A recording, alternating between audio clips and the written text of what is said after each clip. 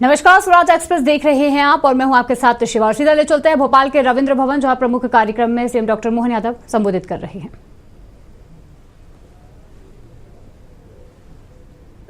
सरलता के साथ व्यापार व्यवसाय कैसे बढ़े, किए गए कमिटमेंट का पालन कैसे हो और स्वनाम धन्य हमारे उद्योगपति भी आए और नीति आयोग के माननीय उपाध्यक्ष भी हमारे इस काम को बारीकी से देखे, समझे और इसी के आधार पर जब हम इस दिन को अविस्मरणीय बनाना चाहते हैं तो कितने प्रकार से प्रयोग किए। राम मोहन जी, आपके बारे में बताना चाहेंगे। हमारी अपने अभी 9 मेडिकल कॉलेज की नए टेंडर लगे हैं।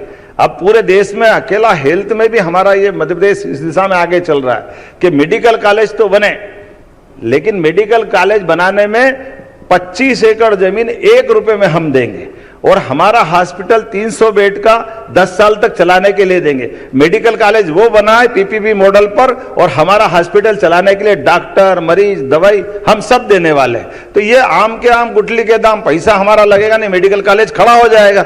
ये जो लगातार हमने कई सारे नवाचार भी किए कि सरकार का एक एक पैसा सदुपयोग की दिशा में लगना चाहिए। इसलिए केवल इतना ही नहीं, हमारी खुद के भी हाईवे जो राजधानी से जोड़ने वाले हैं, वर्तमान में जावरा से उज्जैन का, उज्जैन के बाद भोपाल तक का, इधर से इंदौर से अपना मध्य प्रदेश का राजधानी भोपाल का विंध्य एक्सप्रेसवे, ऐसे नए प्रकार के नए सेक्टर खोलते हुए इंडस्ट्री का भी बड़ी संभावना के हमारे रोड भी बना रहे हैं ताकि हमारा समान रूप से सभी क्षेत्रों में विकास का कारवा बढ़ता जाए। PM excellence college, 55 PM excellence college 2 साल के अंदर हमने अपनी नई शिक्षा नीति लागू करते हुए और उसी में जो अभी रोजगार परक शिक्षा की बात कर रहे हैं, अब हमने ये कहा कि जहां जहां हमारे एयरपोर्ट खुल रहे हैं या हमारे अपने जहां जहां विश्वविद्यालय वो सारे रोजगार परक कोर्स खोले। इसलिए एविएशन के भी कोर्स केवल डिप्लोमा नहीं, डिग्री दे हमारे, ताकि डिग्री का जो महत्व है, हमारा आग्रह है कि अगर हेलीकॉप्टर की या एयरपोर्ट अथॉरिटी है उसको कहीं अपने से जोड़ना चाहता तो सरकारी डिग्री भी तो मिलना चाहिए। तो डिग्री के आधार पर जो बात होगी तो हमारी अपनी ट्रेनिंग भी हो, प्रैक्टिकल ट्रेनिंग हो, लेकिन डिग्री के साथ जोड़े। इसलिए उस दिशा में भी हम काम कर रहे हैं और उसी के साथ साथ एग्रीकल्चर सेक्टर में हमने आमतौर पर कृषि विश्वविद्यालय, कृषि कॉलेज केवल एक संकाय के खुलते थे, उसको बंद करते हुए शिक्षा नीति के ढांचे के अंतर्गत जो सरकारी यूनिवर्सिटियां हमारी है उनके अंदर ही रोजगार पर कोर्स में उनको जोड़ करके भी काम कर रहे हैं। और आने वाले समय में आज बोलना चाहूंगा, आने वाले समय में हम अपने टेक्निकल कॉलेज खोलेंगे, तकनीकी विश्वविद्यालय खोलेंगे, जिसके आधार पर स्किल डेवलपमेंट के सारे कोर्स उनके अंदर खोल करके हमारी सरकार आगे बढ़ेगी ताकि रोजगार पाने वाले भी उद्योगों के साथ जोड़ करके एक दूसरे की आवश्यकता की पूर्ति करें।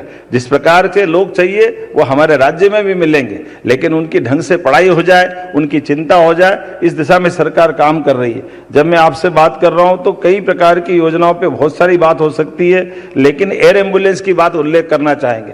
एयर एम्बुलेंस के माध्यम से हमने दोनों प्रकार से सरकार के आधार पर आयुष्मान कार्ड लेकर के जो लोग हमारी आयुष्मान का लाभ लेंगे, अभी मैं परसों बताऊंगा, 4 दिन पहले हमारे भाजपा के उपाध्यक्ष को और उनके नहीं कई एक्सीडेंट के केस में कई घटना ऐसी हो रही तो हमारी एयर एम्बुलेंस की अद्भुत सेवा मिल रही, जिसमें त्वरित गति से व्यक्ति की जान बचाते हुए हॉस्पिटल पहुंचाने का काम हमारी सरकार के माध्यम से ये प्रयोग हो रहा है। मैं मान के चलता हूं आप भी हमारे ब्रांड एम्बेसडर है, हमारी इस बात को आप पूरे देश में पहुंचाते हैं। कई राज्य अब हमसे सीख रहे हैं, बहुत सारे राज्य इस एयर एम्बुलेंस के बारे में जानकारी लेने आ रहे हैं, जिसके आधार पर हमने अपने इन शुरुआत की। तो हमने तय किया कि हमारे 230 ही विधानसभा के अंदर प्रत्येक विधानसभा में एक स्टेडियम और हेलीपैड, कॉमन रूप से हेलीपैड भी पक्का बना रहेगा। बाद में जब हेलीपैड का काम आए तब हेलीपैड, अन्यथा बच्चों को खेलने के लिए उसका कैंपस बना करके वो स्टेडियम के रूप में भी काम आए। इस पे हमारी सरकार चरणबद्ध रूप से काम कर रही है। ऐसी कई सारी बातें मैं बता सकता हूं, लेकिन आज तो आपके बीच में हमारे साथ, चूंकि आप में से बड़े पैमाने पर निवेशक यहाँ मौजूद है, तो बड़े पैमाने पर निवेशकों को आकर्षित करने के लिए नई रेल लाइनें भी बड़ी बड़ी माननीय प्रधानमंत्री जी के माध्यम से, रेल मंत्री जी के माध्यम से मुंबई कॉरिडोर के समानांतर रेल प्रकार के 3 लाइन से 4थी लाइन हमारे इस ट्रैक पे, भोपाल वाले ट्रैक पे प्रारंभ होने जा रही है। और आपके ही इन व्यवस्थाओं के आधार पर जब हमने एग्रीकल्चर, यहाँ हमारे बीच में सोलर वाले बड़े अच्छे एक उद्यमी बैठे हैं, हमारे यहाँ सरकार के माध्यम से 32 लाख सोलर पंप, अब 10% सब्सिडी, आमतौर पर भारत सरकार की योजना से 40 और 60 के अंतराल से हम अपने सोलर पंप देते हैं। हमने तय किया केवल 10% हम लेंगे, 90% का अनुदान मध्य प्रदेश सरकार ओर से दे करके किसानों को बिजली के मामले में समृद्ध बना करके आत्मनिर्भरता की तरफ ले जाएंगे। जब आज अपना इतना अच्छा दिन है और बहुत सारी बातें हो रही, तो हमने पिछली बार इसी 2 साल के अंदर की पिछली बार घोषणा की थी और उनको लागू किया। एक आपके इस भोपाल के अपने अंदर डॉक्टर विष्णु सिद्धर वाकणकर के नाम पर, ये हमारी अपनी यहाँ टाइगर अभयारण्य, यहाँ आपका भी देश का एकमात्र राजधानी है भोपाल, जिसके 10-15 किलोमीटर में आपको टाइगर से मुलाकात हो सकती। ऐसे आश्चर्य मत करना कभी आप रात में किसी होटल में सो, सुबह वहां भी घूमता दिख जाता है। ये परमात्मा की दया, इतना समृद्ध हमारा वन्य जीवों से है, ऐसा नुकसान नहीं करेगा, लेकिन आपसे नमस्कार करने आ सकते हैं।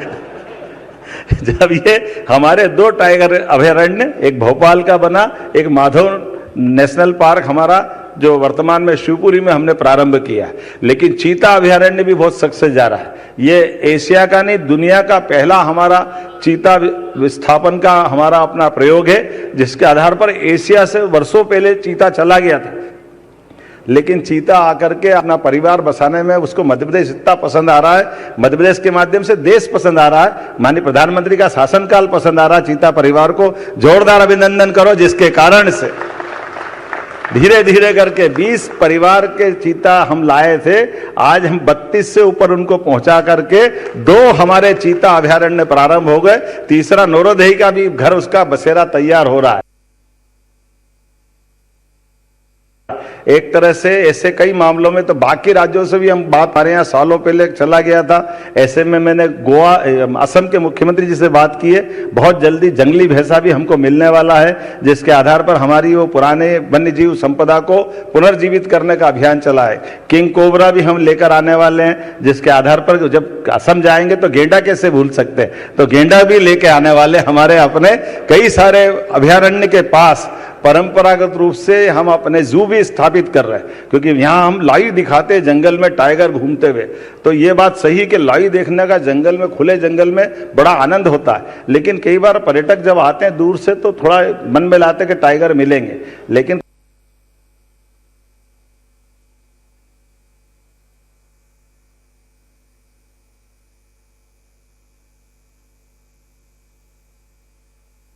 कभी कभी 2 दिन 3 बार भी टाइगर नहीं मिलते, तो आने जाने का समय, थोड़ा खर्चा, तो कोशिश ये कर रहे हैं कि उसके पास रेस्क्यू सेंटर और हर संभाग में जू भी लाए, ताकि व्यक्ति के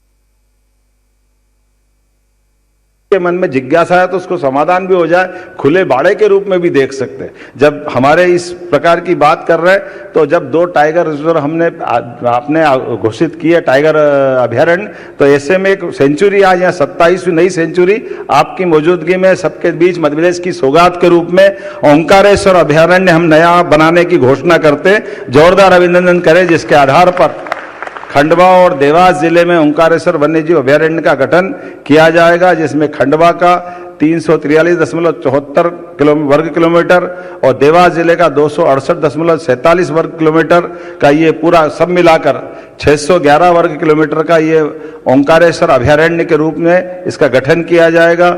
मूल बात ये कि ये हमारी ग्रामीण आबादी को बचा करके, लेकिन ग्रामीण आबादी की आय बढ़ाने के साथ और संपूर्ण डूब जल क्षेत्र की उसको अभयारण्य से बाहर रखा है, ताकि हमारे मछली पालन पर निर्भर जो उससे जुड़े हुए लोग हैं उनकी आजीविका में कोई कष्ट नहीं हो, उनको बचाते हुए। लेकिन ये अपने आप में अभयारण्य, इसकी विशेष बात ही बताना चाहूँगा, इस अभयारण्य में बाघों की उपस्थिति भी मिली है।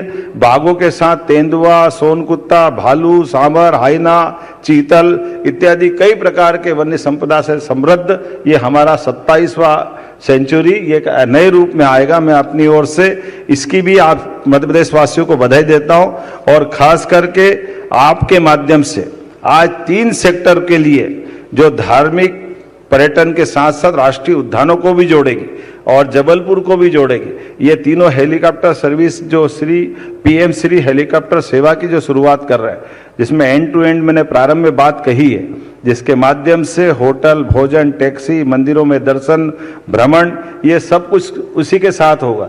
और इसका उद्घाटन करने के लिए हम आप ही को जोड़ रहे हैं कि आपके माध्यम से आज महाकाल के दर्शन करते हुए इसका शुभारंभ करें। जोरदार अभिनंदन करें ये नई सौगात के लिए। इसके माध्यम से हमने अपने स्थापना दिवस के इस दिवस को अमर बनाने का प्रयास किया। रेगुलर सेवा तो हमारी 20 तारीख से चालू होगी, लेकिन आज बाबा महाकाल को समर्पित करते हुए इसकी केवल हम कल्पना कर सकते हैं कि धरती की सीमाओं से ऊपर उठकर बादलों के बीच से आप मध्य प्रदेश का दिल देखेंगे, आप अब देश का दिल देखेंगे और मध्य प्रदेश की खूबसूरती देखेंगे। इसी बात के साथ मेरी अपनी बात समाप्त करता हूं। बहुत बहुत धन्यवाद। भारत माता की जय।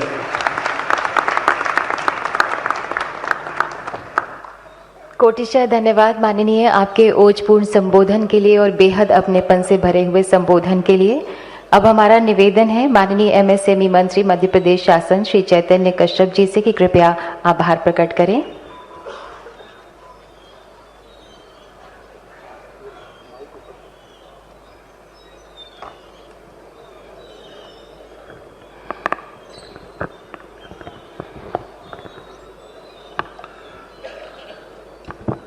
विकसित मध्य प्रदेश वो आज उसका स्थापना दिवस है। इस स्थापना दिवस को नाम दिया गया है अभ्युदय मध्य प्रदेश। डॉक्टर मोहन यादव का अभ्युदय मध्य प्रदेश, यह बदलता हुआ मध्य प्रदेश। और आज उसके इस समारोह में हमारे बीच उपस्थित हमारे मुख्यमंत्री डॉक्टर मोहन यादव जी,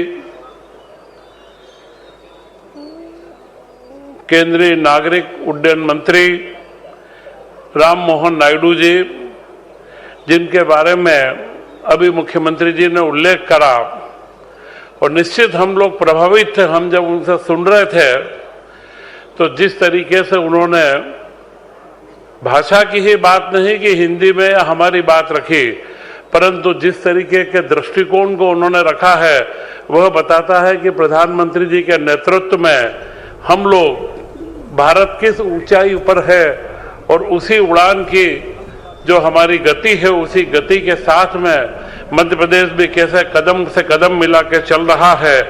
और उसी क्रम में हमारे संस्कृति मंत्री धर्मेंद्र सिंह भावलोधी एवं हमारे विधायकगण रामेश्वर शर्मा जी, अभी जो टाइगर स्टेट की बात हो रही थी, मुख्यमंत्री जी ने अभी उल्लेख ही करा था। रामेश्वर जी को आप और हम सब जानते हैं, उनकी भाषण शैली, वो जिस ताकत से वो कार्य करते हैं।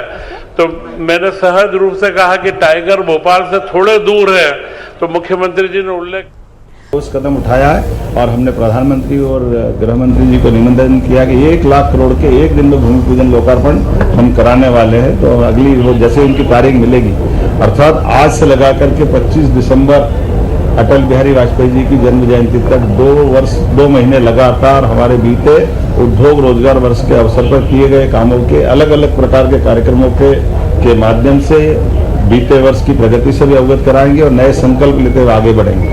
आइए हम सब मिलकर के यशस्वी प्रधानमंत्री के नेतृत्व में बदलते दौर में भारत के साथ मध्य प्रदेश भी अपनी ताकत के साथ बढ़े और आर्थिक रूप से समृद्ध और सक्षम बने, इस दिशा में हम काम कर रहे हैं। इसलिए हमारी आज की स्थापना दिवस की थीम भी उद्योग और रोजगार वर्ष मनाने के आधार पर आज से ही प्रारंभ हो गई। आमतौर पर अंग्रेजी साल तो दिसंबर में समाप्त होता है, लेकिन हमने दीपावली, आज देव दिवाली की मेरी अपनी ओर से सबको बधाई। आज भगवान विष्णु एक तरह से अपने इस लीलालोक का भार संभालेंगे और हरिहर मिलन का भी आज अद्भुत दृश्य 3 तारीख को बनता है। ऐसे में हमने अपने पूरे प्रदेश के अलग अलग आदिवासी अंचलों के वादकों के साथ सुबह ये प्रदर्शनी का शुभारंभ किया है, जो अपने नैसर्गिक सौंदर्य के आधार पर वहाँ की प्राकृतिक व्यवस्था में अपने सभी वाद्य यंत्रों से अपनी सांस्कृतिक धारा को भी मजबूत कर रहे हैं। कल्चर डिपार्टमेंट अपने इस स्थापना दिवस के साथ आज के कार्यक्रम के अलावा कल और परसों विक्रमादित्य महानाट्य का मंचन भी करेगा, जब मध्य प्रदेश के ही बच्चे अपने इस महानाट्य की प्रस्तुति देते हुए गौरवशाली अतीत का विक्रमादित्य काल को जीवंत करते दिखाई देंगे। वाकई वो अद्भुत अवसर रहेगा। मेरी अपनी ओर से संस्कृति विभाग को बधाई, मैं माननीय विधायक पूर्व प्रोटेम स्पीकर रामेश्वर शर्मा जी को बधाई दे रहा हूँ, महापौर मालती राय जी को बधाई दे रहा हूँ, सभापति किशन सूर्यवंशी जी और ये पूरे आयोजन के सूत्रधार कल्चर डिपार्टमेंट के मंत्री माननीय धर्मेंद्र सिंह जी को बधाई। और आज ही के दिन यहाँ से हम अपने कालिदास समारोह का शुभारंभ भी होगा। कालिदास समारोह विक्रमादित्य की नगरी में कई साल से अंतर्राष्ट्रीय स्वरूप लेके आगे बढ़ रहा है, तो एक साथ कई मोर्चों पे कई प्रकार से हम काम कर रहे हैं। मुझे इस बात का संतोष है कि बदलते दौर में जिस प्रकार से सांस्कृतिक अभ्युदय हो रहा है, उसकी लघु झांकी के साथ नए विकास के नए संकल्प से हम लगातार आगे बढ़ते रहेंगे। एक दो घोषणा आज और दिन में होने वाली है, उसका इंतजार करें। बहुत बहुत धन्यवाद। तो आप सुन रहे थे सीएम डॉक्टर मोहन यादव को, ये जो है राज्योत्सव को लेकर जो है तैयारियों को लेकर है जो है पत्रकार वार्ता कर रहे थे। साथ ही उन्होंने देव 11 उठनी यानी कि 11 की भी जो है प्रदेशवासियों को शुभकामनाएं दी हैं। तो आज जो है मध्य प्रदेश छत्तीसगढ़ अपना जन्म उत्सव मना रहा है, यानी कि राज्य उत्सव मनाया जा रहा है। राज्य का गठन जो है, राज्य का निर्माण जो है 1 नवंबर 1956 को मध्य प्रदेश का हुआ था और 1 नवंबर सन 2000 को जो है छत्तीसगढ़ का गठन हुआ था। ऐसे में दोनों राज्य मध्य प्रदेश और छत्तीसगढ़ जो अपने राज्योत्सव राज्य स्थापना दिवस बड़े ही धूमधाम से मना रहे हैं। तो वहीं प्रधानमंत्री नरेंद्र मोदी छत्तीसगढ़ की राजधानी रायपुर पहुंचे हैं, राज्योत्सव कार्यक्रम में पहुंचे हुए हैं। 25 साल पूरे होने पर वहां पर रजत महोत्सव का आयोजन किया गया है, उस कार्यक्रम में वो शिरकत कर रहे हैं। और यहां मध्य प्रदेश में भी जो आज लाल परेड ग्राउंड में जो एक से एक अद्भुत कार्यक्रम जो है देखने को जो झलक मिलेगी। सुख और समृद्ध परिवार बनेंगे, उद्योगों से रोजगार भी अब फलेंगे फूलेंगे। बहुत बहुत धन्यवाद है माननीय। हमारा मध्य प्रदेश संस्कारित है, अतिथि सत्कार हमारा स्वभाव है। हम रिस्पेक्टेड मुख्य सचिव महोदय मध्य प्रदेश श्री अनुराग जैन जी से अनुरोध करते हैं कि माननीय मुख्यमंत्री जी का स्वागत करें।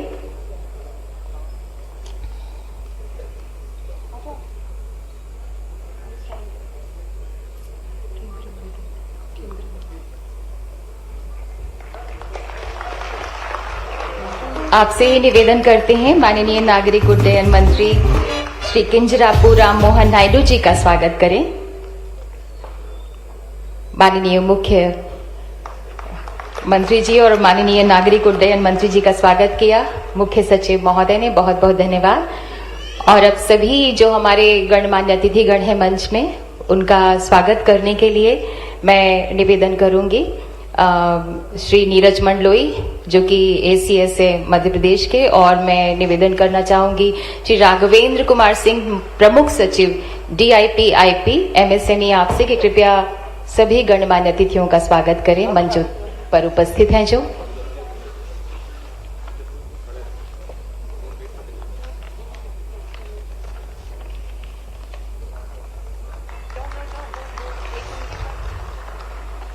अतिथि सत्कार का संस्कार हम सभी उसका पालन कर रहे हैं। अतिथि देवो भव। हमारे भारत की संस्कृति कितनी महान है, जो स्वयं में ब्रह्म और वसुधा में परिवार और अतिथि में देवता को देखता है।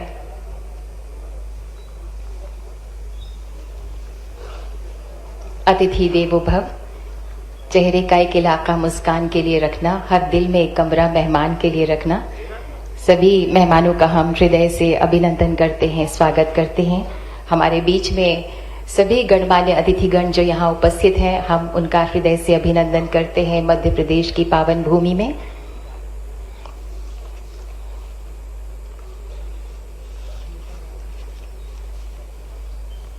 पौधा हरियाली का प्रतीक है। हमारे तिरंगे में जो हरा रंग है वो भी प्रगति और सौजन्यता का प्रतीक है, जीवंतता का प्रतीक है।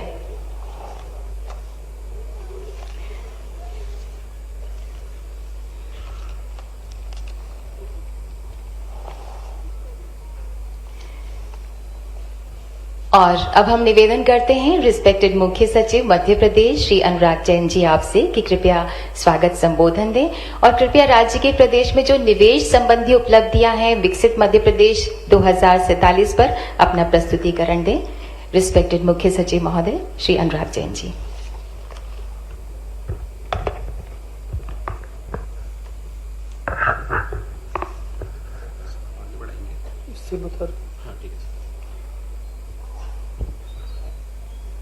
माननीय मुख्यमंत्री डॉक्टर मोहन यादव जी, माननीय भारत शासन के मंत्री सिविल एविएशन नायडू साहब, माननीय मंत्री जी चेतन कश्यप जी, माननीय मंत्री जी लोधी जी, उद्योग जगत के ढेर सारे सितारे जो इस समय मंच को सुशोभित कर रहे हैं और कुछ सामने बैठे हुए हैं, पत्रकार साथी और सबसे महत्वपूर्ण आज के अवसर पर हमारे प्रदेश के नागरिकगण,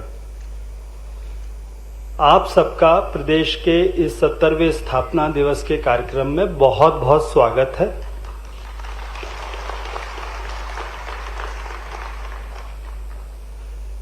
आज का स्थापना दिवस का जो कार्यक्रम है, पिछले काफी समय से इस पर चर्चा हो रही थी, माननीय मुख्यमंत्री जी का हम लोगों को मार्गदर्शन प्राप्त हो रहा था।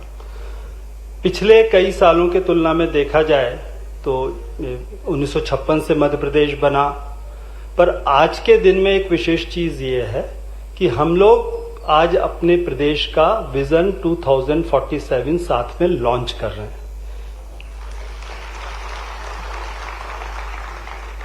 और ये विजन जो लॉन्च हो रहा है ये देश प्रदेश के नागरिकगणों के लिए है और इसलिए आज नागरिकों का सबसे बड़ा खुशी का अवसर है।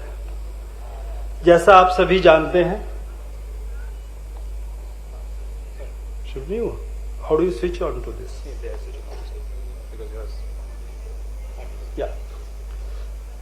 जैसा हम सभी जानते हैं कि देश में माननीय प्रधानमंत्री जी ने पहली बार जब इस देश में विकसित देश की बात हुई थी, माननीय प्रधानमंत्री जी ने एक विजन सामने रखा था कि जब देश की स्वतंत्रता के 100 साल पूरे होंगे तब भारत एक विकसित देश होगा और ये 21वीं सदी भारत की और भारतीयों की सदी होने वाली है। इस विजन को पूरा करने के लिए जरूरी है कि सभी राज्य भी विकसित बने और इस कड़ी में हर राज्य को अपना विजन बनाने की प्रेरणा दी थी माननीय प्रधानमंत्री जी ने। उसी क्रम में मध्य प्रदेश का जो विजन हमारे माननीय मुख्यमंत्री जी, मंत्री परिषद, इन सबके मार्गदर्शन में, इनके नेतृत्व में बना। बट सबसे खास बात ये कि इसमें लगभग 4 लाख, इससे शिफ्ट नहीं हो रहा, ओके, लगभग 4 लाख से अधिक नागरिकों ने इसमें पार्टिसिपेट किया है। आदरणीय सुमन बैरी सर से मेरा डिस्कशन हो रहा था, वो बता रहे थे कि अन्य राज्यों की तुलना में वास्तव में हमारे राज्य में जो कंसल्टेशन हुआ है ये काफी बेहतर स्थिति में है। 8 थीमेटिक ग्रुप बनाए गए थे। इन ग्रुप्स ने ढेर सारा कंसल्टेशन किया। नीति आयोग से हमें बहुत भरपूर सहयोग प्राप्त हुआ, इसके लिए मैं विशेष रूप से नीति आयोग का आभारी हूं। हमारी एक कंसल्टेशन टीम थी। सारे जो हमारे अर्बन बॉडीज हैं, पंचायती राज है, हर पंचायत में इसके लिए मीटिंग हुई है, सबसे खास बात है। डिस्ट्रिक्ट लेवल फंक्शनरीज हुई, हर जिले में ये स्तर पर बैठक हुई। उसके बाद स्टूडेंट्स से विशेष रूप से कंसल्टेशन किया गया, कंपटीशन कराया गया निबंध का विजन के लिए, और जो सब्जेक्ट एक्सपर्ट्स हैं उनसे चर्चाएं की गई। इन सब के बाद जो एक विजन का पहला प्रारूप तैयार हुआ वो मई 2025 में हम लोगों ने प्रस्तुत किया माननीय मंत्रिपरिषद के समक्ष। माननीय मंत्रिपरिषद ने उसको अप्रूव करते हुए कुछ मार्गदर्शन दिया, तो उनको शामिल करके जो विजन को फाइनल रूप दिया गया उसे माननीय मुख्यमंत्री जी से वापस अप्रूव कराया गया और आज उसको लॉन्च किया जा रहा है। नेक्स्ट इससे जाइए।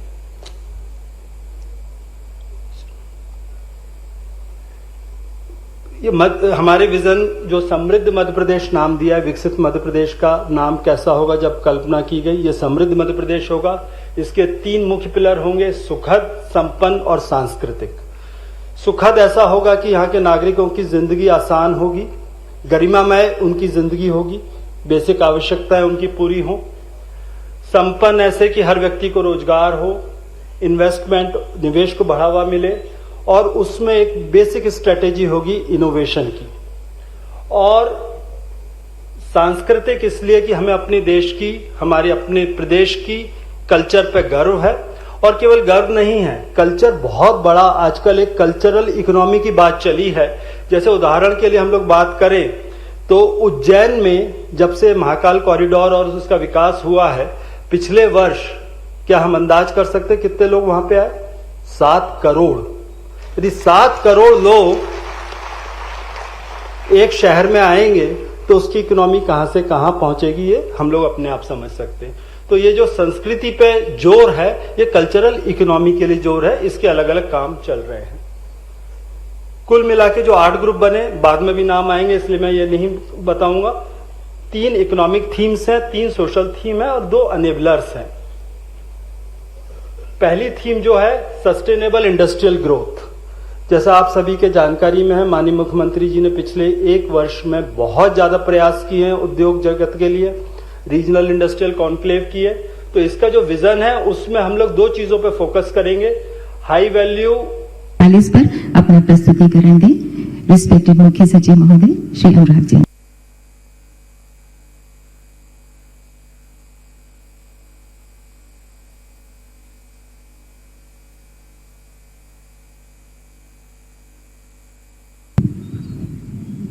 माननीय मुख्यमंत्री डॉक्टर मोहन यादव इस स्वागत से हैं रिस्पेक्टेड मुख्य सचिव मध्य प्रदेश श्री अनुराग जैन जी आपसे कि कृपया स्वागत संबोधन दें और कृपया राज्य के प्रदेश में जो निवेश संबंधी उपलब्धियां हैं विकसित मध्य प्रदेश 2047 पर अपना प्रस्तुतिकरण दें।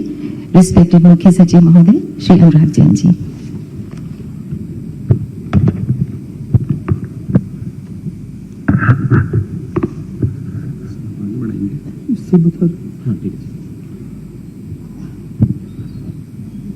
माननीय मुख्यमंत्री डॉक्टर मोहन यादव जी, माननीय भारत शासन के मंत्री सिविल एविएशन नायडू साहब, माननीय मंत्री जी चेतन कश्यप जी, माननीय मंत्री जी लोधी जी, उद्योग जगत के ढेर सारे सितारे जो इस समय मंच को सुशोभित कर रहे हैं और कुछ सामने बैठे हुए हैं, पत्रकार साथी और सबसे महत्वपूर्ण आज के अवसर पर हमारे प्रदेश के नागरिकगण, आप सबका प्रदेश के इस 70वें स्थापना दिवस के कार्यक्रम में बहुत बहुत स्वागत है।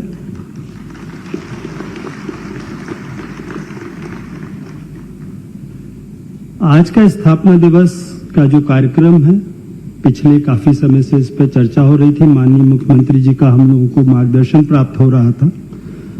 पिछले कई सालों की तुलना में देखा जाए तो 1956 से मध्य प्रदेश बना, पर आज के दिन में एक विशेष चीज ये है कि हम लोग आज अपने प्रदेश का विजन 2047 साथ में लॉन्च कर रहे हैं।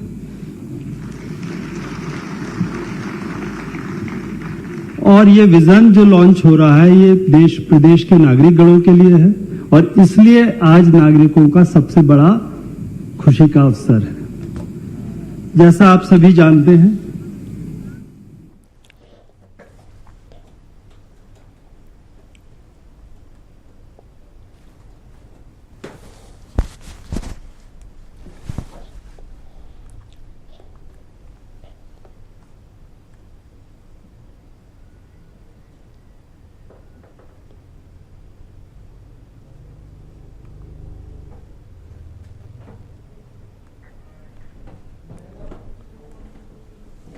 नमस्कार, स्वराज एक्सप्रेस देख रहे हैं आप और मैं हूं आपके साथ शिवा। सीधा ले चलते हैं भोपाल के रविंद्र भवन, जहां प्रमुख कार्यक्रम में सीएम डॉक्टर मोहन यादव संबोधित कर रहे हैं।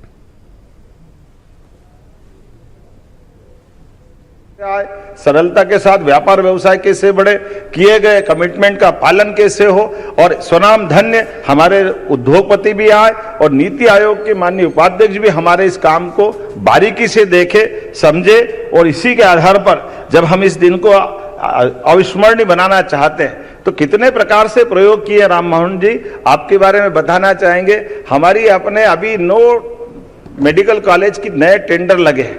अब पूरे देश में अकेला हेल्थ में भी हमारा ये मध्य प्रदेश इस दिशा में आगे चल रहा है कि मेडिकल कॉलेज तो बने लेकिन मेडिकल कॉलेज बनाने में 25 एकड़ जमीन 1 रुपए में हम देंगे और हमारा हॉस्पिटल 300 बेड का 10 साल तक चलाने के लिए देंगे। मेडिकल कॉलेज वो बनाए पीपीपी मॉडल पर और हमारा हॉस्पिटल चलाने के लिए डॉक्टर, मरीज, दवाई हम सब देने वाले हैं। तो ये आम के आम गुठली के दाम, पैसा हमारा लगेगा नहीं, मेडिकल कॉलेज खड़ा हो जाएगा।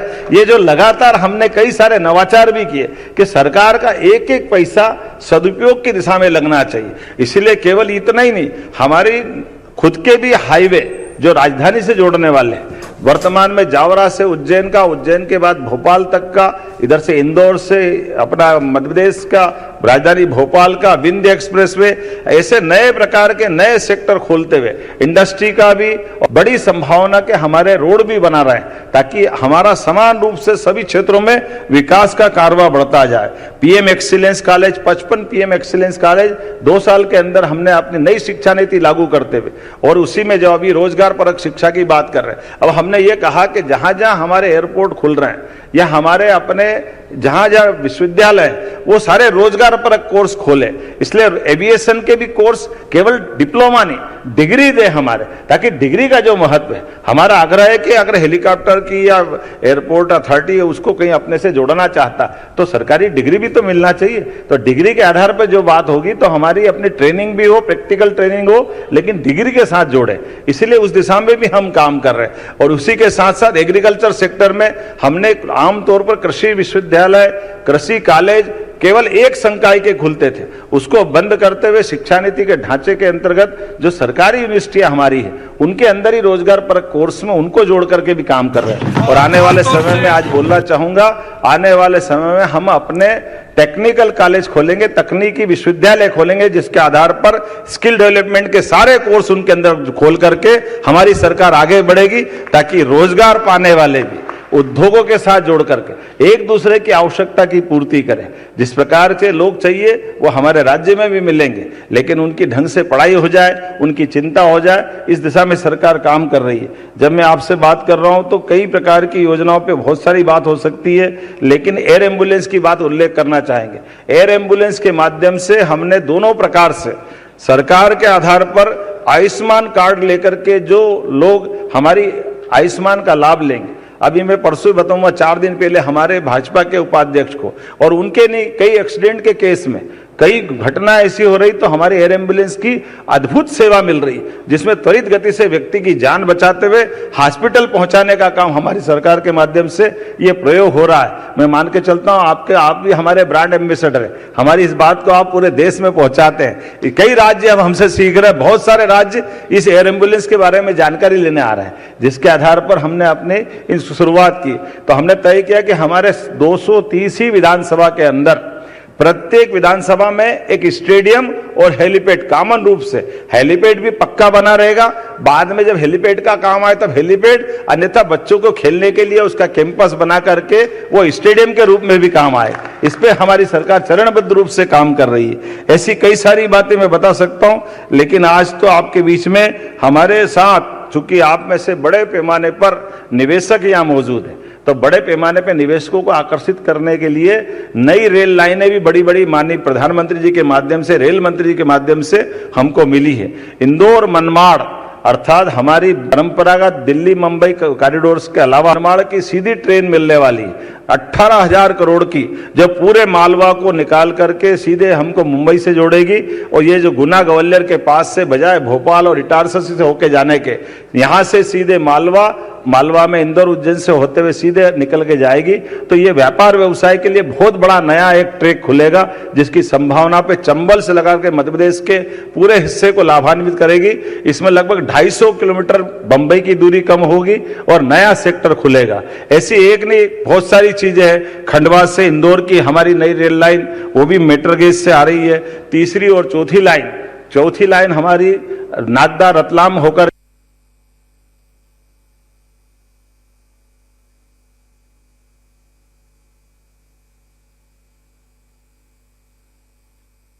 के दिल्ली से दिल्ली मुंबई कॉरिडोर के समानांतर रेल प्रकार के 3 लाइन से चौथी लाइन हमारे इस ट्रैक पे, भोपाल वाले ट्रैक पे प्रारंभ होने जा रही है। और आपके ही इन व्यवस्थाओं के आधार पर जब हमने एग्रीकल्चर, यहाँ हमारे बीच में सोलर वाले बड़े अच्छे एक उद्यमी बैठे हैं, हमारे यहाँ सरकार के माध्यम से 32 लाख सोलर पंप, अब 10% सब्सिडी, आमतौर पे भारत सरकार की योजना से 40 और 60 के अंतराल से हम अपने सोलर पंप देते हैं। हमने तय किया केवल 10% हम लेंगे, 90% का अनुदान मध्य प्रदेश सरकार ओर से दे करके किसानों को बिजली के मामले में समृद्ध बना करके आत्मनिर्भरता की तरफ ले जाएंगे। जब आज अपना इतना अच्छा दिन है और बहुत सारी बातें हो रही, तो हमने पिछली बार इसी 2 साल के अंदर की पिछली बार घोषणा की थी और उनको लागू किया। एक आपके इस भोपाल के अपने अंदर डॉक्टर विष्णु सिद्धर वाकणकर के नाम पर, ये हमारी अपनी यहाँ टाइगर अभयारण्य, यहाँ आपका भी देश का एकमात्र राजधानी है भोपाल, जिसके 10-15 किलोमीटर में आपको टाइगर से मुलाकात हो सकती। ऐसे आश्चर्य मत करना कभी आप रात में किसी होटल में सो, सुबह वहां भी घूमता दिख जाता है। ये परमात्मा की दया, इतना समृद्ध हमारा वन्य जीवों से है, ऐसा नुकसान नहीं करेगा, लेकिन आपसे नमस्कार करने आ सकते हैं। जब ये हमारे 2 टाइगर अभयारण्य, एक भोपाल का बना, एक माधव नेशनल पार्क हमारा जो वर्तमान में शिवपुरी में हमने प्रारंभ किया, लेकिन चीता अभयारण्य भी बहुत सक्सेस जा रहा है। ये एशिया का नहीं, दुनिया का पहला हमारा चीता विस्थापन का हमारा अपना प्रयोग है, जिसके आधार पर एशिया से वर्षों पहले चीता चला गया था, लेकिन चीता आकर के अपना परिवार बसाने में उसको मध्य प्रदेश इतना पसंद आ रहा है, मध्य प्रदेश के माध्यम से देश पसंद आ रहा है, माननीय प्रधानमंत्री का शासनकाल पसंद आ रहा है चीता परिवार को। जोरदार अभिनंदन करो, जिसके कारण से धीरे धीरे करके 20 परिवार के चीता हम लाए थे, आज हम 32 से ऊपर उनको पहुंचा करके 2 हमारे चीता अभयारण्य प्रारंभ हो गए, तीसरा नौरोदेही का भी घर, उसका बसेरा तैयार हो रहा है। एक तरह से ऐसे कई मामलों में तो बाकी राज्यों से भी हम बात, हमारे यहाँ सालों पहले चला गया था, ऐसे में मैंने गोवा, असम के मुख्यमंत्री जी से बात की है, बहुत जल्दी जंगली भैंसा भी हमको मिलने वाला है, जिसके आधार पर हमारी वो पुराने वन्य जीव संपदा को पुनर्जीवित करने का अभियान चला है। किंग कोबरा भी हम लेकर आने वाले हैं, जिसके आधार पर जब असम जाएंगे तो गेंडा कैसे भूल सकते हैं, तो गेंडा भी लेके आने वाले हमारे अपने कई सारे अभयारण्य के पास। परंपरागत रूप से हम अपने जू भी स्थापित कर रहे हैं, क्योंकि यहाँ हम लाइव दिखाते हैं जंगल में टाइगर घूमते हुए, तो ये बात सही है कि लाइव देखने का जंगल में, खुले जंगल में बड़ा आनंद होता है। लेकिन कई बार पर्यटक जब आते हैं दूर से तो थोड़ा मन में लाते कि टाइगर मिलेंगे, लेकिन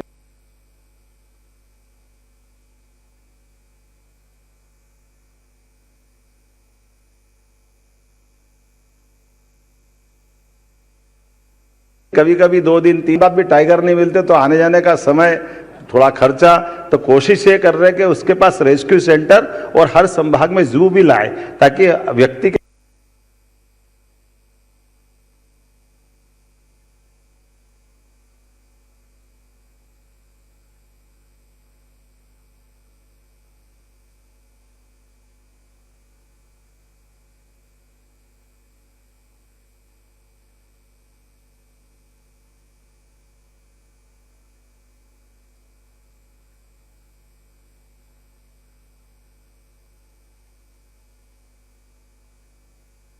के मन में जिज्ञासा है तो उसको समाधान भी हो जाए, खुले बाड़े के रूप में भी देख सकते हैं। जब हमारे इस प्रकार की बात कर रहे हैं, तो जब 2 टाइगर रिजर्व हमने आपने घोषित किए टाइगर अभयारण्य, तो ऐसे में एक सेंचुरी आज यहाँ 27वीं नई सेंचुरी आपकी मौजूदगी में सबके बीच मध्य प्रदेश की सौगात के रूप में ओंकारेश्वर अभयारण्य हम नया बनाने की घोषणा करते, जोरदार अभिनंदन करें, जिसके आधार पर खंडवा और देवास जिले में ओंकारेश्वर वन्यजीव अभयारण्य का गठन किया जाएगा, जिसमें खंडवा का 343.74 वर्ग किलोमीटर और देवास जिले का 268.47 वर्ग किलोमीटर का ये पूरा सब मिलाकर 611 वर्ग किलोमीटर का ये ओंकारेश्वर अभयारण्य के रूप में इसका गठन किया जाएगा। मूल बात ये कि ये हमारी ग्रामीण आबादी को बचा करके, लेकिन ग्रामीण आबादी की आय बढ़ाने के साथ और संपूर्ण डूब जल क्षेत्र की उसको अभयारण्य से बाहर रखा है, ताकि हमारे मछली पालन पर निर्भर जो उससे जुड़े हुए लोग हैं उनकी आजीविका में कोई कष्ट नहीं हो, उनको बचाते हुए। लेकिन ये अपने आप में अभयारण्य, इसकी विशेष बात ही बताना चाहूँगा, इस अभयारण्य में बाघों की उपस्थिति भी मिली है। बाघों के साथ तेंदुआ, सोनकुत्ता, भालू, सांबर, हाइना, चीतल इत्यादि कई प्रकार के वन्य संपदा से समृद्ध ये हमारा 27वां सेंचुरी ये नए रूप में आएगा। मैं अपनी ओर से इसकी भी आप मध्य प्रदेश वासियों को बधाई देता हूं और खास करके आपके माध्यम से आज 3 सेक्टर के लिए जो धार्मिक पर्यटन के साथ साथ राष्ट्रीय उद्यानों को भी जोड़ेगी और जबलपुर को भी जोड़ेगी। ये तीनों हेलीकॉप्टर सर्विस जो पीएम श्री हेलीकॉप्टर सेवा की जो शुरुआत कर रहे हैं, जिसमें एंड टू एंड मैंने प्रारंभ में बात कही है, जिसके माध्यम से होटल, भोजन, टैक्सी, मंदिरों में दर्शन, भ्रमण ये सब कुछ उसी के साथ होगा। और इसका उद्घाटन करने के लिए हम आप ही को जोड़ रहे हैं कि आपके माध्यम से आज महाकाल के दर्शन करते हुए इसका शुभारंभ करें। जोरदार अभिनंदन करें ये नई सौगात के लिए। इसके माध्यम से हमने अपने स्थापना दिवस के इस दिवस को अमर बनाने का प्रयास किया। रेगुलर सेवा तो हमारी 20 तारीख से चालू होगी, लेकिन आज बाबा महाकाल को समर्पित करते हुए इसकी केवल हम कल्पना कर सकते हैं कि धरती की सीमाओं से ऊपर उठकर बादलों के बीच से आप मध्य प्रदेश का दिल देखेंगे, आप अब देश का दिल देखेंगे और मध्य प्रदेश की खूबसूरती देखेंगे। इसी बात के साथ मेरी अपनी बात समाप्त करता हूं। बहुत बहुत धन्यवाद। भारत माता की जय।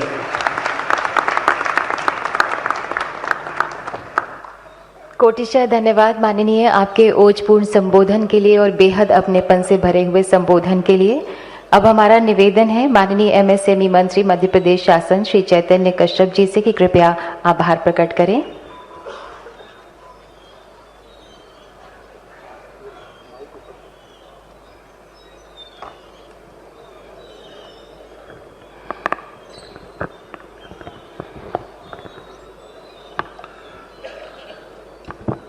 विकसित मध्य प्रदेश वो आज उसका स्थापना दिवस है। इस स्थापना दिवस को नाम दिया गया है अभ्युदय मध्य प्रदेश। डॉक्टर मोहन यादव का अभ्युदय मध्य प्रदेश, यह बदलता हुआ मध्य प्रदेश। और आज उसके इस समारोह में हमारे बीच उपस्थित हमारे मुख्यमंत्री डॉक्टर मोहन यादव जी, केंद्रीय नागरिक उड्डयन मंत्री राम मोहन नायडू जी, जिनके बारे में अभी मुख्यमंत्री जी ने उल्लेख करा, और निश्चित हम लोग प्रभावित थे। हम जब उनसे सुन रहे थे तो जिस तरीके से उन्होंने भाषा की ही बात नहीं कि हिंदी में हमारी बात रखी, परंतु जिस तरीके के दृष्टिकोण को उन्होंने रखा है वह बताता है कि प्रधानमंत्री जी के नेतृत्व में हम लोग भारत किस ऊंचाई पर है और उसी उड़ान की जो हमारी गति है उसी गति के साथ में मध्य प्रदेश भी कैसे कदम से कदम मिला के चल रहा है। और उसी क्रम में हमारे संस्कृति मंत्री धर्मेंद्र सिंह भावलोधी एवं हमारे विधायकगण रामेश्वर शर्मा जी, अभी जो टाइगर स्टेट की बात हो रही थी, मुख्यमंत्री जी ने अभी उल्लेख ही करा था। रामेश्वर जी को आप और हम सब जानते हैं, उनकी भाषण शैली, वो जिस ताकत से वो कार्य करते हैं।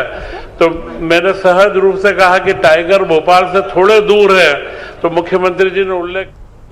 तो भोपाल के रविंद्र भवन की ऐसी तस्वीरें आपको दिखाई जहां 70वें स्थापना दिवस पर, मध्य प्रदेश के 70वें स्थापना दिवस पर सीएम डॉक्टर मोहन यादव ने सभी को संबोधित किया।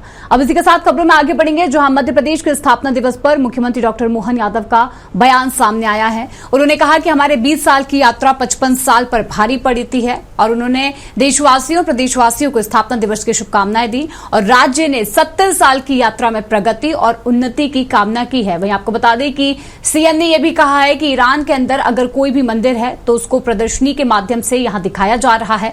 विक्रमादित्य के जीवन काल को बताने के लिए सरकार काम भी कर रही है।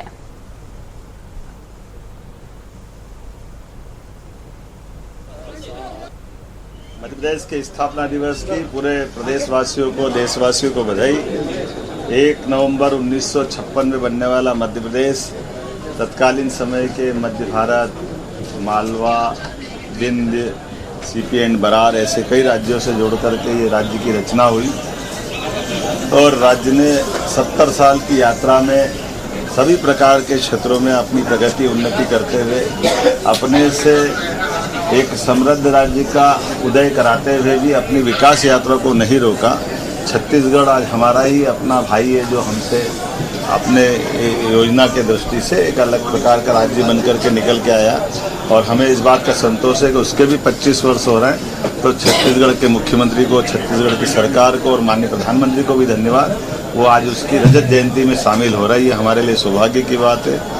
जब हम अपने 70वें वर्ष की तरफ बढ़ रहे हैं तो समान रूप से कई क्षेत्रों में हमने अपने जो नए नए लक्ष्य हासिल किए उस दिशा में छलांग लगा के आगे बढ़ रहे हैं। मध्य प्रदेश में बनाने वाले स्वदेशी उत्पादों की भारी डिमांड है। जहां मोहन सरकार के प्रयासों से कलाकारों को उनके हुनर की अच्छी कीमत मिल रही है। संवाददाता सरस्वती चंद्र ने मध्य प्रदेश में बन रहे पारंपरिक उत्पादों के बारे में जानकारी दी है और कलाकारों से बातचीत की है। आइए आपको बताते हैं।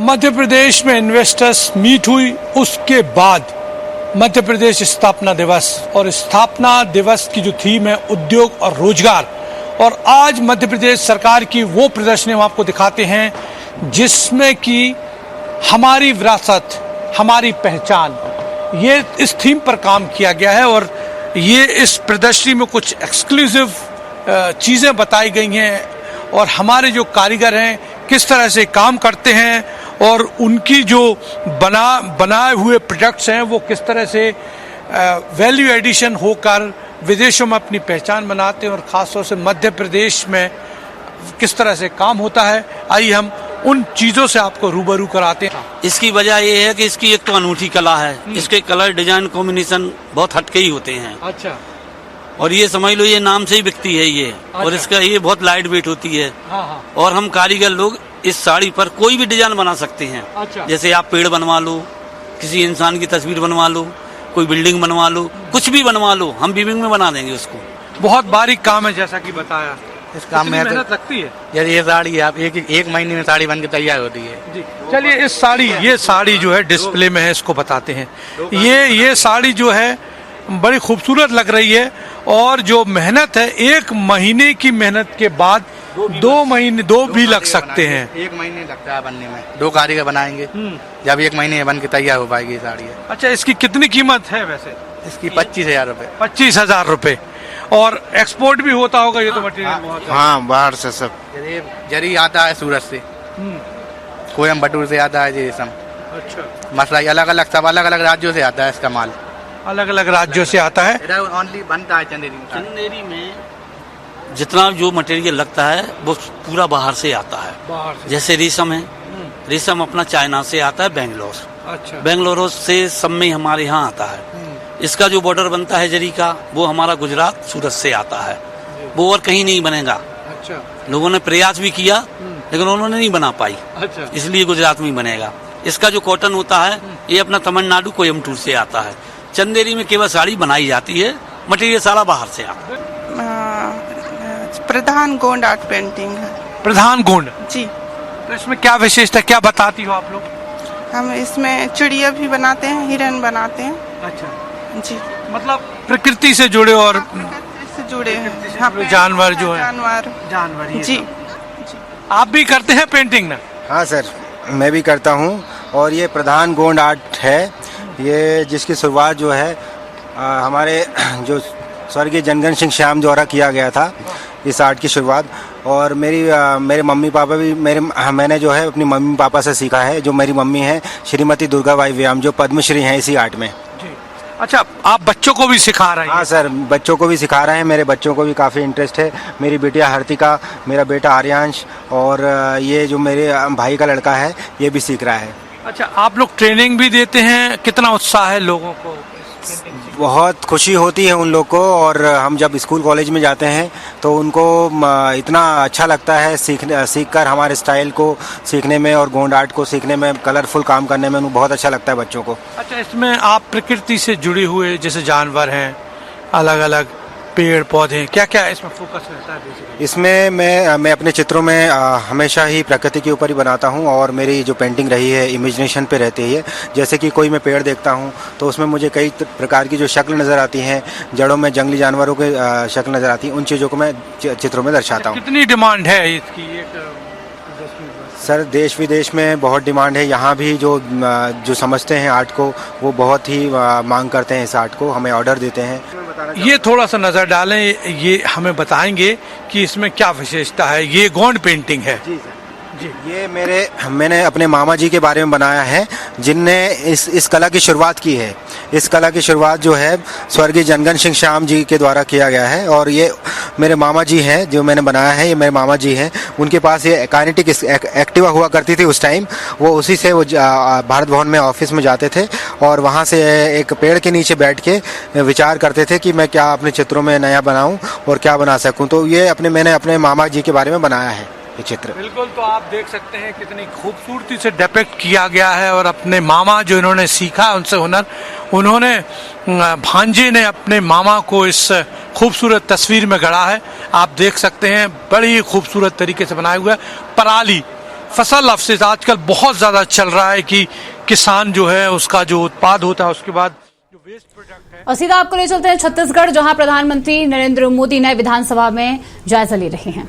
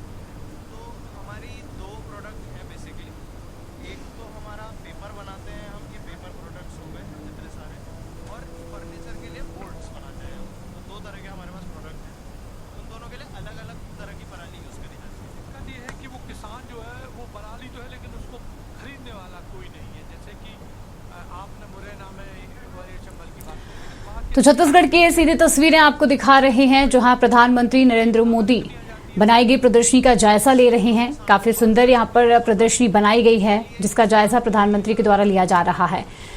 छत्तीसगढ़ के 25 साल पूरे होने पर नए भवन, देश का पहला डिजिटल उद्घाटन हुआ है, उन गुमनाम नायकों को समर्पित है जिन्होंने अपना सर्वोच्च बलिदान दिया, अपना सर्वोच्च न्योछावर कर दिया इस देश के लिए, इस धरती के लिए। आधुनिक डिजिटल तकनीक से लैस है ये संग्रहालय। यकीनन साफ तौर पर हम देख सकते हैं कैसे आज ना सिर्फ हम इतिहास, हमारी शौर्य गाथा की बात करें तो नई टेक्नोलॉजी के हिसाब से भी, इस नए तकनीक के हिसाब से भी, नए युग में भी भारत अपनी पहचान और सुदृढ़ता से, मजबूती से रख रहा है। और प्रधानमंत्री नरेंद्र मोदी अवलोकन कर रहे हैं इस जनजातीय स्वतंत्रता संग्राम संग्रहालय का। शहीद वीर नारायण सिंह स्मारक जनजातीय स्वतंत्रता संग्राम संग्रहालय, जो कि अपने आप में स्वर्णिम अध्याय लिखता है जनजातीय गौरव की, जनजातीय संघर्ष की, जनजातीय विरासत की। और उस विरासत को संरक्षित करने का कार्य किया गया है डिजिटल तरीके से, जहां पर अनेक ऐसे जनजातीय संघर्ष की कहानियों को जो कि इतिहास में उपेक्षित थे उनको नए सिरे से स्थापित किया गया है, व्याख्यायित किया गया है। अगर शहीद वीर नारायण सिंह की बात करें तो शहीद वीर नारायण सिंह को छत्तीसगढ़ का पहला स्वतंत्रता संग्राम सेनानी माना जाता है। सोनाखान विद्रोह जो कि 1857 में हुआ था, ये शहीद वीर नारायण सिंह के नेतृत्व में छत्तीसगढ़ में लड़ा गया था और ये बेहद गौरवपूर्ण स्वतंत्रता संघर्ष था जिसमें 1857 के विद्रोह के दौरान छत्तीसगढ़ के सोनाखान के जमींदार वीर नारायण सिंह के नेतृत्व में अंग्रेजों के खिलाफ विद्रोह हुआ था। ये विद्रोह भीषण अकाल के दौरान, जब व्यापारियों के अनाज के भंडार लूटकर अंग्रेजों और औपनिवेशिक ताकतों द्वारा लूट लिया गया था, उनका शोषण किया जाता था, दमन किया जाता था, तब व्यापारियों के अनाज भंडार को लूटकर उन्हें गरीबों में बांटने का काम किया था शहीद वीर नारायण सिंह ने। और उनकी गिरफ्तारी के बाद विद्रोह भड़का और वे जब जेल से बाहर आए तो उन्होंने सेना बनाकर प्रथम स्वतंत्रता संघर्ष छेड़ दिया छत्तीसगढ़ की तरफ से अंग्रेजों के खिलाफ। और 10 दिसंबर 1857 को 10 दिसंबर 1857 को जब पूरे देश में 1857 की क्रांति चल रही थी, उसी क्रम में उन्हें 10 दिसंबर को फांसी दी गई रायपुर में। तो शहीद वीर नारायण सिंह के लिए समर्पित ये जनजातीय गौरव के स्तंभ के रूप में, गौरव के अध्याय के रूप में जनजातीय संग्रहालय, जहाँ पर अनेक जनजातीय संघर्षों को, जो कि इतिहास में कहीं छिपे हुए थे, जो इतिहास में कहीं दबे हुए थे, जिनको कुछ एक राजनीतिक कारणों से उपेक्षित रखा गया था, ऐसे गुमनाम नायकों को पुनः एक नए सिरे से स्थापित किया गया है। ससम्मान तरीके से इस संग्रहालय की स्थापना की गई है। वीर नारायण सिंह छत्तीसगढ़ राज्य के प्रथम स्वतंत्रता संग्राम सेनानी कहलाते हैं। एक सच्चे देशभक्त और गरीबों के मसीहा थे। उनकी विरासत को, उनकी स्वर्णिम गाथा को, उनके संघर्ष को आज नमन कर रहे हैं, आज श्रद्धांजलि दे रहे हैं। और यकीनन प्रधानमंत्री की यहाँ पर मौजूदगी, ये जो प्रयास है, आने वाली पीढ़ियों को हमारे इस गौरवशाली इतिहास से रूबरू कराएगा। उस इतिहास से रूबरू कराएगा, उस शौर्य गाथा से रूबरू कराएगा जो कहीं ना कहीं समय के थपेड़ों के बीच कहीं दबकर रह गई थी, कहीं गुम हो गई थी। लेकिन आज फिर उन गुमनाम नायकों को मुख्यधारा में लाकर उनकी गाथा सुनाई जा रही है, ताकि आज की युवा पीढ़ी इस नए भारत के योगदान में, इसके निर्माण में अपना और भी योगदान दे सके, इनसे प्रेरित हो सके, इनसे सीख सके। साथ ही साथ यहाँ पर परंपरा भी है, विरासत भी है और तकनीक भी है। यानी कि आज का जो नया भारत है, किस तरह से वो वैश्विक मंच पर अपनी संस्कृति और परंपराओं के साथ साथ आज के तकनीक और नए युग से भी मिलकर कैसे एक नई सक्सेस स्टोरी लिख रहा है, उसकी झलक साफ तौर पर यहां पर दिखती है। वीर नारायण सिंह से लेकर आज के ये जनजातीय नायकों तक ये धरती गवाह है उस बलिदान और साहस और संकल्प की, जिसने इस छत्तीसगढ़ की नींव रखी। और आज जब प्रधानमंत्री नवा रायपुर में शहीद वीर नारायण सिंह स्मारक एवं जनजातीय स्वतंत्रता सेनानी संग्रहालय में मौजूद है, तो यकीनन ये सिर्फ एक इमारत का लोकार्पण नहीं है, बल्कि इतिहास के उन दस्तावेजों को भी एक बार फिर गढ़ने का, उन्हें समझने का, उन्हें महसूस करने का और छत्तीसगढ़ की इस शौर्य गाथा को एक बार फिर नमन करने का प्रयास है। यह आदि शौर्य का दिन है। ये उस अमर गाथा का जिक्र यहां पर हो रहा है जिसने भारत के स्वतंत्रता संग्राम को एक नई दिशा दी। और जब प्रधानमंत्री नरेंद्र मोदी, देश के प्रधानमंत्री रजत छत्तीसगढ़ के इस पर्व में शामिल हो रहे हैं, तो यकीनन ये अतीत की विरासत और भविष्य की प्रतिबद्धता का भी संगम बताता है कि कैसे अपने इतिहास और अपने संघर्ष की इन गाथाओं को लेकर छत्तीसगढ़ आज एक नए छत्तीसगढ़ के रूप में भविष्य की ओर अग्रसर है। आप देख रहे हैं सीधा प्रसार, आप देख रहे हैं प्रधानमंत्री नरेंद्र मोदी शहीद वीर सिंह स्मारक जनजातीय संग्रहालय का अवलोकन कर रहे हैं। ये संग्रहालय जनजातीय विरासत का संग्रहालय है, जनजातीय गौरव का संग्रहालय है, जनजातीय शौर्य का केंद्र है और 50 करोड़ की लागत से 10 एकड़ क्षेत्र में लगभग ये बना हुआ है, जो कि जनजातीय इतिहास, संस्कृति और शौर्य का वैश्विक केंद्र बनेगा। अगर संग्रहालय की बात करें तो यहाँ 16 थीम गैलरियाँ हैं जो जनजातीय विद्रोह और उपेक्षित स्वतंत्रता सेनानियों की कहानियों को प्रदर्शित करती हैं। यहाँ पर आने वाले आगंतुक आदि शौर्य ई पुस्तक और डिजिटल पोर्टल के माध्यम से संग्रहालय की समस्त सामग्री का अनुभव कर सकते हैं। संग्रहालय में virtual reality, artificial intelligence, 3D projection जैसे अत्याधुनिक तकनीकों का उपयोग किया गया है। AI कैमरे से जनजातीय परिधानों में जंगल की पृष्ठभूमि के साथ लोग वर्चुअल अध्ययन कर सकते हैं। प्रवेश द्वार पर साल, महुआ और साजा जैसे पवित्र वृक्षों की डिजिटल पत्तियों के माध्यम से 14 ऐतिहासिक जनजातीय विद्रोहों की कहानियां सुनाई गई हैं। और जो ऐतिहासिक गाथाएं जिनका अवलोकन प्रधानमंत्री नरेंद्र मोदी कर रहे हैं, अगर उनकी बात करें तो यहाँ पर दर्जनों ऐतिहासिक जनजातीय आंदोलनों को प्रदर्शित किया गया है, जिनको समुचित स्थान इतिहास में नहीं हासिल हो सका था।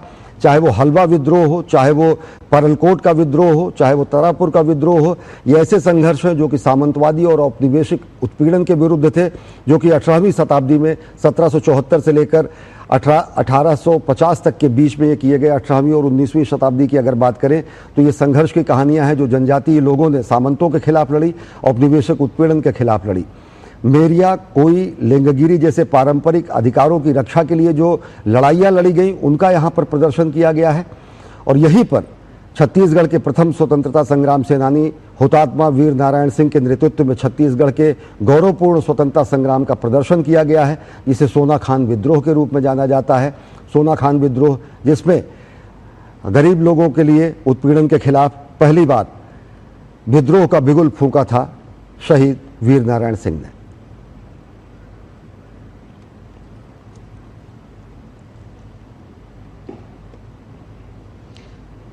तो प्रधानमंत्री नरेंद्र मोदी ने शहीद वीर नारायण सिंह की घुड़सवार प्रतिमा का यहां पर अनावरण किया है। इससे पहले उन्होंने शहीद वीर नारायण सिंह स्मारक और जनजातीय स्वतंत्रता सेनानी संग्रहालय का भी शुभारंभ किया, उसका अवलोकन किया। यकीनन ये सिर्फ स्मारक नहीं है, ये सिर्फ एक प्रतिमा नहीं है, बल्कि आदिवासी वीरों के अदम्य साहस और बलिदान की एक जीवंत कथा है। शहीद वीर नारायण सिंह की गूंज आज भी इस धरती पर सुनाई देती है और आज जब उनके नाम से जुड़ा ये स्मारक जनजातीय शौर्य की कहानी कह रहा है, ये इमारत ये प्रतिमा उस संघर्ष की गाथा सुना रही है, तब शायद आज हर देशवासी, हर छत्तीसगढ़ वासी गर्व से कह रहा है कि यह है शौर्य की धरती, यह है रजत छत्तीसगढ़, जिसमें सिर्फ उत्सव ही नहीं, विरासत से विकास की एक अलग ही धारा बह रही है। यहाँ पर अतीत का गौरव, भविष्य की आशा साथ साथ साफ तौर पर नजर आ रहे हैं। प्रधानमंत्री नरेंद्र मोदी ने वीर नारायण सिंह के स्मारक, जनजातीय स्वतंत्रता सेनानी संग्रहालय और घुड़सवार प्रतिमा का अनावरण यहाँ पर किया है और आदि शौर्य, इस भावना को प्रधानमंत्री आज एक नई पहचान दे रहे हैं, जब वे स्मारक से देश के जनजातीय शौर्य की अनमोल विरासत को जोड़ रहे हैं। हुतात्मा वीर नारायण सिंह इस गौरवपूर्ण इतिहास के साक्षी हैं और उदाहरण है कि जब औपनिवेशिक काल में जमींदार और सामंत गरीब जनजातियों का, गरीब लोगों का शोषण किया करते, तो खुद एक जमींदार परिवार में जन्म लिए हुए शहीद वीर नारायण सिंह ने कैसे जनजातियों की रक्षा के लिए, गरीबों की रक्षा के लिए अंत्योदय का जो मंत्र है, कहीं ना कहीं ऐसे ही हुतात्माओं की प्रेरणाओं से निकलता है। गरीबों के मसीहा के रूप में और सामंतवाद के खिलाफ, औपनिवेशिकवाद सत्ता के खिलाफ एक अलग के रूप में स्थापित हुए शहीद वीर नारायण सिंह और छत्तीसगढ़ के प्रथम स्वतंत्रता संग्राम सेनानी माने जाते हैं। और ऐसे हुतात्मा और गरीबों के मसीहा और साथ ही साथ अलख जगाने वाले, 1857 में विद्रोह की अलख जगाने वाले शहीद क्रांतिवीर वीर नारायण सिंह की प्रतिमा का अनावरण किया है प्रधानमंत्री नरेंद्र